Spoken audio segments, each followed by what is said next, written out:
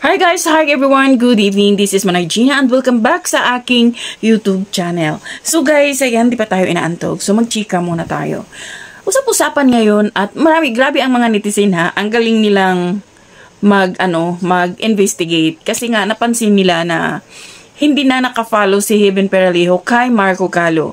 So, ang daming mga tanong, ang daming mga na-curious kung sila pa ba or naghiwalay na. Kasi sayang no kung naghiwalay sila ni Marco at saka ni Heaven. Kasi 'di ba alam naman natin guys na since PBB days nila, crush talaga ni Heaven at crush din ni Marco si Heaven. Ngayon, nung lumabas sila, 'di ba, nagkaroon sila ng teleserye hanggang sa naging sila. Sayang kasi mga ilang years na ba sila, matagal-tagal na rin silang magkarelasyon.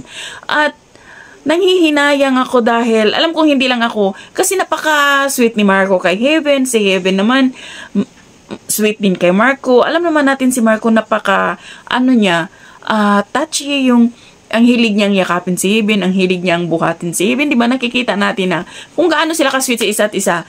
Tapos biglang boom, hindi na naka-follow si Heaven kay Marco. Pero si Marco still following pa naman siya sa kay Heaven.